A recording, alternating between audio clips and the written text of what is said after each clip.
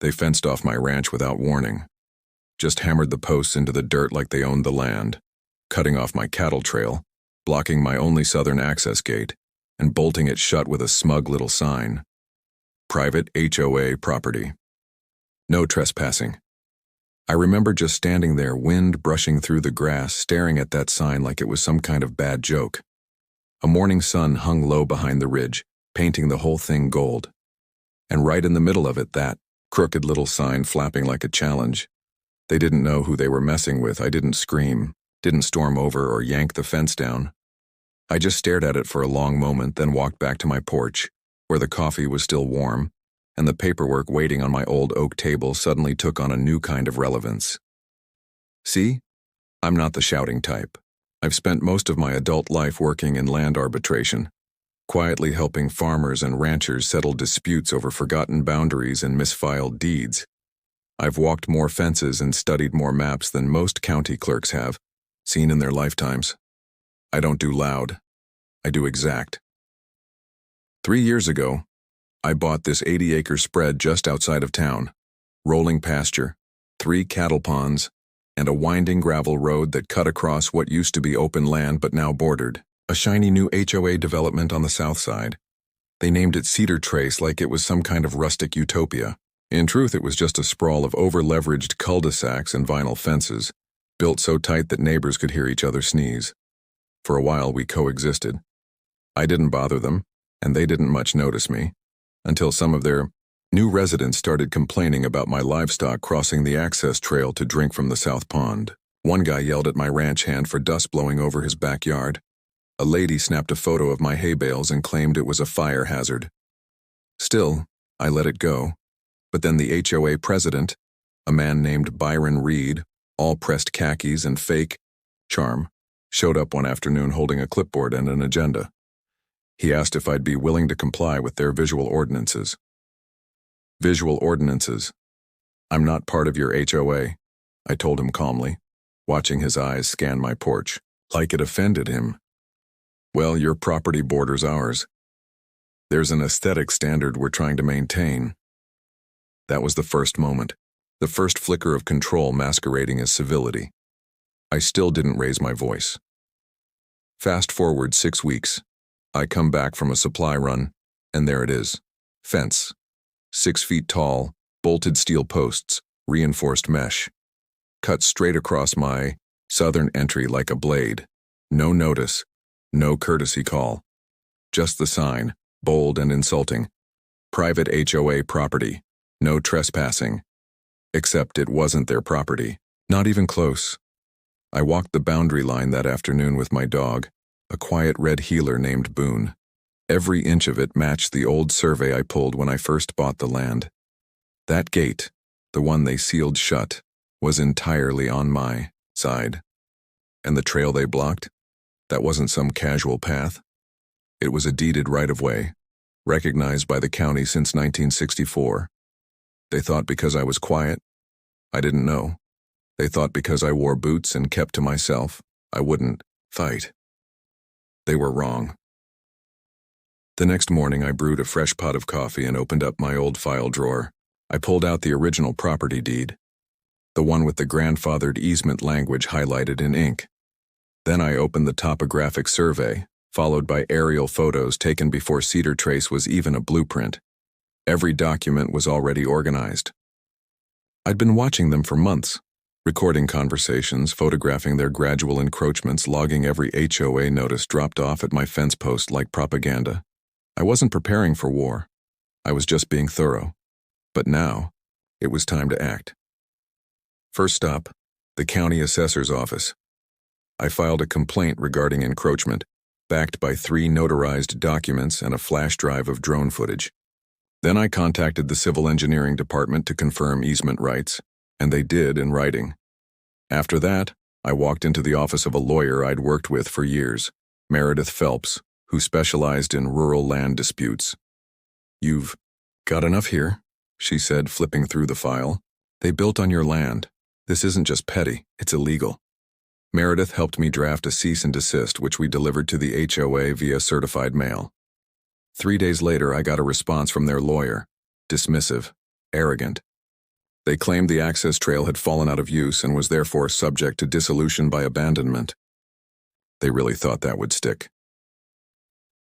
The next weekend, while they held their little HOA barbecue near the community clubhouse, I quietly hired a local construction crew to install two things: a traffic-rated steel gate on my southern trail and a solar-powered kiosk beside it, the kind used at private parking lots. The sign above it read, "Private Access Road, toll entry only $10 per vehicle. Violators will be towed. This is deeded, privately maintained ranch access land. You are trespassing otherwise." Oh, and I didn't just stop there. See, I knew their development only had one southern exit, the one that connected to my trail. Every Amazon van, every pizza delivery guy, every resident taking the back route to avoid the main road, they all used that exit. And now they had to pay. I filed the proper permits with the county. As the legal owner of the trail and the gate, and under rural private road maintenance statutes, I had every right to charge for access, especially to recoup damages and maintenance costs from unauthorized use. It wasn't about the money, it was about principle. And paper. The first day the toll gate went live, I watched from my porch as a delivery van pulled up to the kiosk, looked confused, then paid. Then came a landscaping truck, then two residents. Word started spreading fast. The HOA tried to protest, of course. Byron Reed came storming down the trail that afternoon, red-faced and indignant. "You can't do this, this is entrapment." I just handed him a copy of the original deed and the easement map. "You fenced me out. Now you're fenced in. But you're welcome to file a complaint." He walked away muttering threats. I sipped my coffee and let the wind carry them off. Within a week, residents were in an uproar. Half the neighborhood was demanding a special meeting. The other half were furious they hadn't been told the southern access wasn't legally HOA property. Turns out Byron and his buddies had assumed control of the access road based on outdated maps. Never checked the deed, never consulted the county, and now they were trapped behind their own arrogance, paying tolls on a road they thought they owned. News spread. A local paper ran a piece on it. HOA fence sparks property rights showdown. Meredith gave a quote about the importance of respecting rural landowners. I didn't even need to speak. The facts did it for me. Eventually, the HOA offered to buy the access road outright. I declined. Then they offered to remove the fence if I dropped the toll. I smiled, handed them an invoice for the past month's toll collections, and said, "That's the cost of ignoring property lines." They took down the fence the next day, but I left the gate. I still let folks through, especially the kind delivery drivers and local utility crews.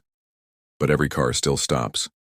Every engine still idles in front of that little kiosk, where a sign reminds them in big black letters, "Respect the boundaries, or pay for the lesson." And as for me, I still drink my coffee on the porch every morning. Still walk the land with Boone at my side. Only now, when I look south across that trail, I see more than pasture and gateposts. I see a line drawn, quiet, legal, permanent, a reminder that silence doesn't mean surrender. And sometimes the most powerful answer is a toll booth on your own land. They didn't stop with the fence. That should have been the end of it, me making my point, them backing off. But I underestimated the HOA's taste for control, or Byron Reed's ego. The fence may have come down, but the war turned quiet. Petty psychological. It started with noise complaints. I got my first citation 2 days after they removed the gate. It was printed on HOA letterhead, which again I wasn't a part of, and pinned to my fence with masking tape like some medieval warning. The offense? Loud machinery operating during community quiet hours. That machinery was my tractor, doing routine work on my ranch. At first I laughed, but then came a second one. Unauthorized water runoff affecting HOA storm drains. That made me pause. I checked the drainage line they were referring to. It was runoff from a natural spring I'd capped years ago, which flowed across my pasture and under a culvert that existed long before their development was even built. That same week, a drone buzzed over my cattle pens. low, and deliberate. I caught it on my trail cam. The next day, 2 county code enforcement officers showed up unannounced asking about soil integrity and unpermitted grading. I invited them in, served coffee, and showed them the permits. Every one of them in order, signed and dated. One officer nodded respectfully. The other just shook his head. "Someone's sending us a lot of calls about you," he said. Anonymous, tips, all from the same area code. I didn't need to guess who. Still, I kept calm. That's the thing about ranch life. It teaches you patience. Cattle don't respond to shouting. Land doesn't yield to tantrums. You work it slow, methodical, quiet. I'd already proven the law was on my side. I didn't need to raise my voice. I just needed to keep collecting proof. So I installed more. Trail cams. Posted discreet signs around my property line. Private recording in progress. Legally, I didn't even need to notify them, but I did anyway. Because everything I was doing, every response, every document, had to be perfect, and then Byron crossed a line. He had the HOA send out a neighborhood-wide letter, accusing me of environmental endangerment and unsafe land practices, claiming that I was contributing to erosion that threatened their retention pond, a pond that, ironically, had been overbuilt and underserviced by the same contractors who cut corners on every foundation in Cedar Trace. Worse, the letter included an aerial photo of my land, cropped and edited, with arrows pointing to problem areas. It was pure propaganda, but tucked in the fine print was a line that made my blood go cold. The board recommends residents avoid interactions with the landowner to the south due to ongoing legal disputes and safety concerns. Safety concerns. He was painting me like a threat. My phone rang that evening. It was my niece Ellie. She teaches 2nd grade at the local elementary school. "Uncle Cal," she said, voice soft. "One of my students said their mom told them you were unstable and might have a gun problem. What's going on?" That's when I realized this wasn't just legal anymore. This was reputational, personal. They weren't just trying to wear me down with red tape and fake fines. They were trying to turn me into a villain. And in a small town, that kind of whisper can stick. I didn't sleep that night. The next morning, I woke up early, walked my land, and stood at the toll gate. The morning fog rolled across the road like smoke. I leaned against the post and just listened. To the silence, to Boone's soft footsteps behind me. Then I made a phone call. Not to my lawyer. To a friend I hadn't spoken to in 5 years, Marshall King, a former investigative journalist who now ran a small local news podcast. We met back when he covered a land grab scandal involving corrupt water rights 2 counties over. I gave him the scoop back then. He owed me one. "You want to go on the record?" he asked. "No," I said. "I want you to go on the record. I'll give you everything. Just make sure it's accurate." He agreed. We met later that day. I handed him the HOA letter, the fake citations, the drone footage, even the time-stamped legal documents showing my property boundaries. I didn't tell him what to write. I didn't need to. He knew what story this was. He called it the fence war, when HOAs overstep rural landowners. When the article dropped, it didn't go viral. It went nuclear. Turns out a lot of people were tired of HOAs pulling power moves against the wrong people. Ranchers, veterans, retirees. Folks who'd lived on their land long before some property manager in a suit decided it was unsightly. The podcast blew up. Local media picked it up. Then the city council got wind. Not because they cared about my land, but because the headline had started to trend. And politics doesn't ignore bad press. The county sent a compliance officer to Cedar Trace, not to my property, to theirs. Turns out their own drainage system wasn't just underperforming. It was violating 3 codes. Their fence posts had been installed past their legal limit by 17 inches, which meant every single one of them had technically trespassed on my land before being torn down. That same week, the HOA received a cease and desist letter from the county over unlicensed enforcement practices, namely pretending their letters carried legal weight outside their jurisdiction. They were warned that issuing fake citations could be considered intimidation. Byron Reed tried to double down. He called a town hall meeting at the clubhouse, where he planned to rally support. But residents had questions. Why were they paying? Legal fees from HOA dues? Why weren't they told the access road was private land? Why was a neighbor being targeted in secret while their own neighborhood was falling apart? Crumbling pavement, unserviced landscaping, inflated fines. Marshall sent me a transcript from a resident who recorded the meeting. Halfway through, someone asked if Byron had even checked the original deeds before building the fence. He said, and I quote, "We assumed the southern trail was unclaimed." Assumed. That was his downfall. The following Monday, the HOA board voted to remove him as president. Quietly, unanimously. A notice was sent out the next day. The board thanks Mr. Reed for his service and wishes him the best. Standard PR nonsense, but I didn't need a headline. I didn't need a victory lap, I just needed peace. 1 week later, I removed the toll fee, kept the gate but left it open. Just a sign remained. Private ranch access. Respect the boundary.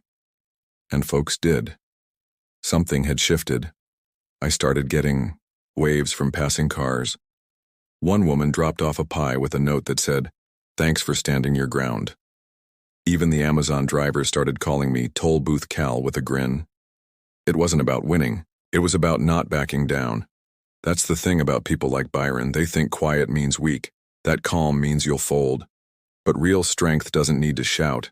It just needs a fence post, a map, and the law on your side. I still walk the trail every morning. Boone still runs ahead, tail high and alert. And when I pass the spot where they once planted that HOA sign, bolted into my land like they owned it, I pause for just a moment. Not out of anger, out of gratitude. Because sometimes the greatest insult life can hand you is also the start of your best defense, and I've never been more at home on my own land. It took everything in me not to grin when the county finally turned on the HOA.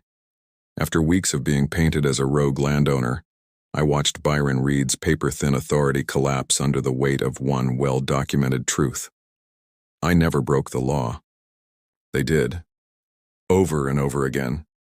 And now, I had receipts, but I wasn't done. See, while the article and podcast stirred public opinion, I knew one thing for certain. Public sympathy fades. Paperwork doesn't. If I wanted this to end permanently, no more drones, no more fake citations, no more HOA letters trying to wedge into my life, I had to end it legally. So I hired Amanda Ruiz. Amanda isn't loud. She doesn't showboat. But she's the kind of property rights attorney who makes county recorders sweat when she walks in the room. She used to work for a major land development firm but switched sides after a developer tried to bulldoze her grandfather's farm. Since then, she'd made a quiet career out of defending smallholders like me. I gave her everything. Every photo, letter, time-stamped video, and map. She sifted through it like a surgeon, not rushing a word. After 3 hours of silence, she finally looked up from my kitchen table. "You've got them," she said, tapping the HOA's public communications folder.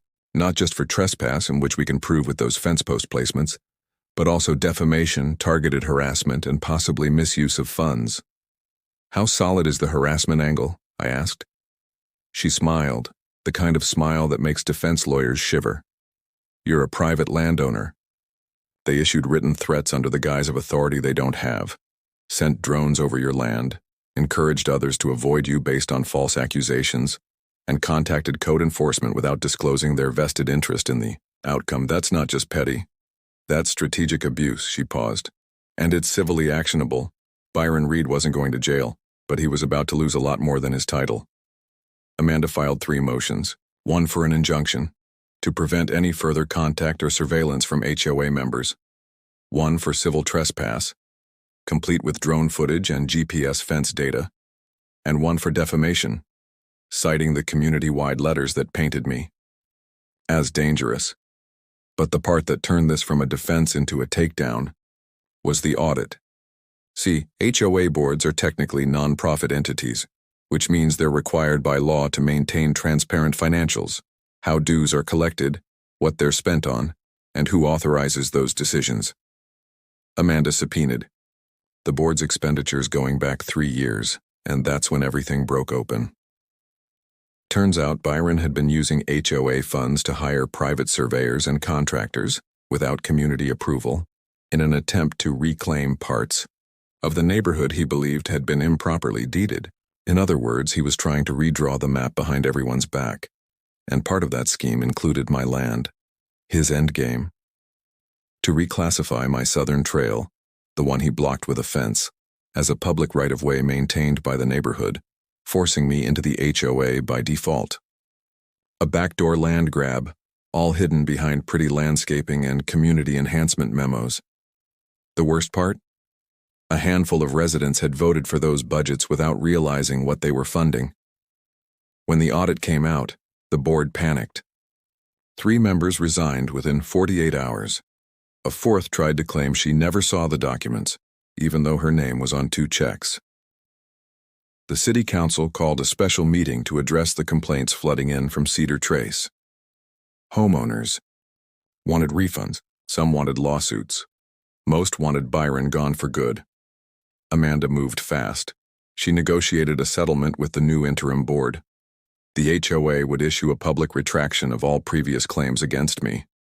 They would pay a civil penalty for trespass and harassment. Byron Reed personally would pay damages related to defamation, not from the HOA fund but from his own pocket. And most importantly, the HOA would sign a permanent agreement acknowledging my property, including the trail, as sovereign private land, with 0 jurisdiction over it. But there was one more clause. Amanda leaned in and asked, "You want to keep the gate?" I looked out the window at the sturdy metal archway I'd reinforced weeks ago. It stood like a silent sentinel, half ornament, half reminder.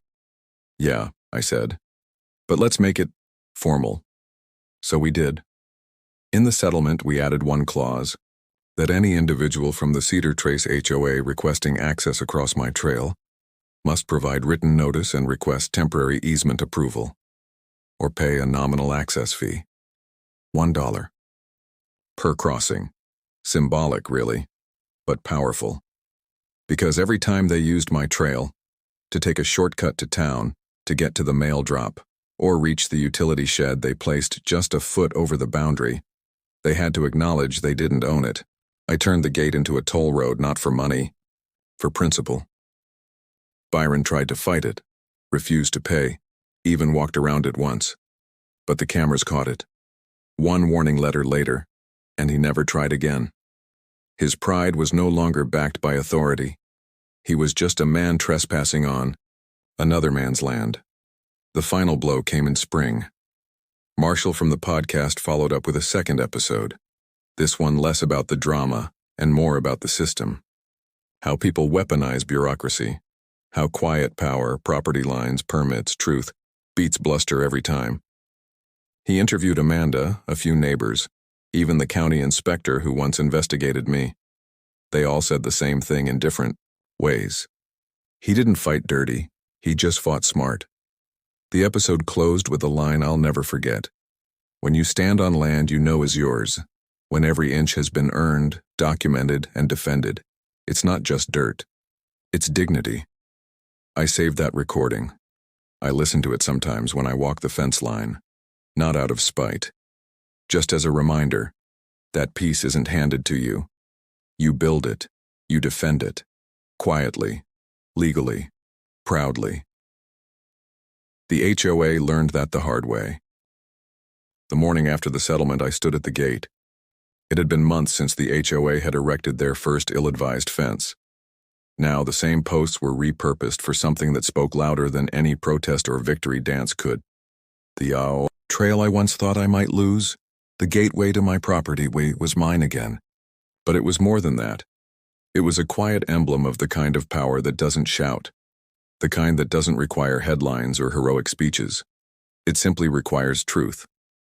A few laws, a lot of patience, and the willingness to defend what you've earned. I'd walked that trail for years, before the HOA, before the fence, before the chaos. It had always been a place of solitude, a stretch of dirt and stone under the thick shade of old oaks, a place where the world could go on without me, and I could simply exist.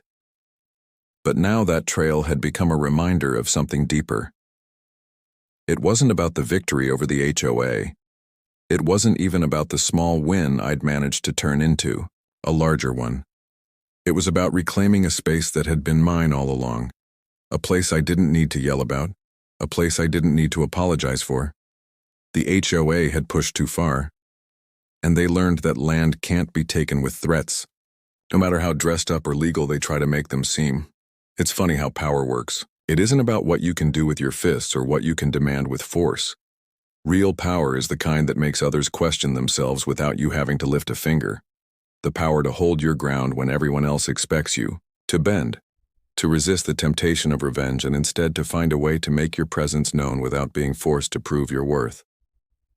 Byron Reed still lurked around the edges of the neighborhood, but he wasn't the same. He couldn't be. The weight of what he'd tried to do had broken something in him, in his vision of what he could control. What we'd proven in the end wasn't just that the HOA had been wrong. We'd proven that systems, even well-oiled, seemingly immovable, ones as could be shifted, not with a hammer but with a quiet, steady hand, with the confidence to simply stand still, to say nothing while watching the tide of inevitability shift. It was a gentle victory. I didn't need to see Byron again. I didn't need to hear from the interim board. The final letter from the HOA, the one signed by the new president, was as devoid of pride as it was of apology. It merely stated that all future claims against my property would be handled by the proper channels and in accordance with the law. I framed it. Byron was done, but not because I beat him. It was because I made him confront a truth he couldn't escape, that he had miscalculated. Terribly. His attempts to wield influence and control had failed, not because of anger or protest, but because he'd underestimated something far more powerful than offense. He underestimated quiet resolve. I didn't need to expose him for everyone to see. He did that all on his own when he made his mistakes. All I did was offer the world a mirror and let the rest of the pieces fall where they would. The community began to heal. People stopped looking at me like an outsider or a threat, and the narrative started to shift. No one really liked the HOA, not after all of this. They saw how they had exploited power, overstepped their bounds, and punished others just because they could. There was a sense of unity that grew between my neighbors and me. They had felt, at one point, like pawns in a game. But now, they were allies, not just to me, but to the idea that their property, their rights weren't for sale or manipulation. And all it had taken was standing still, standing firm. Over the months that followed, the gate transformed into something more than a simple barrier or toll. It became a symbol of resistance, but more importantly, it became a symbol of what happens when you don't give in. Byron Reed's shadow eventually faded from the neighborhood. His name was no longer part of the board's dealings, and those who had rallied behind him in the beginning were now left with nothing but their own complicity. He was no longer a figure of authority, just a man who'd tried to make himself into something he wasn't, only to watch the world move on without him. I wasn't angry at him anymore. I understood that he'd been trapped by his own insecurities, by the desire to control what he couldn't. I had once thought that maybe there was a lesson in all of this for him. Maybe there was a way he could walk away, learn from the process, and grow. But people like him rarely change. Not unless they're forced to face their own reflection. That's why I didn't need a loud victory. I didn't need to be the hero of the story. The simple truth was all I had to offer. The gate, the toll. It was all a quiet reminder that this wasn't about fighting a war. It was about refusing to let anyone encroach on what was already mine. And as for me, I spent the rest of my days in the same peaceful rhythm. The sun still set over the ranch, casting a golden glow across the trail. I walked it most mornings, just to remind myself of everything it meant. Not the fight, not the law, but the peace, the kind you earn by standing your ground. At the end of the day, the fence was no longer just a border. It was a reminder that the most powerful tools we have aren't always seen. They don't need to be loud or heavy or filled with force. Sometimes all it takes is a quiet stand. And as the years pass and the winds sweep across my land, I can't help but smile whenever I pass by that gate. It doesn't matter if the toll is $1 or nothing at all. What matters is that I chose it, and in the quiet stillness of that decision, I'd already won. The final line of that settlement letter, the one that spoke of no further claims against my property, wasn't just legal jargon. It was the silence that followed. I had my peace, and that was enough.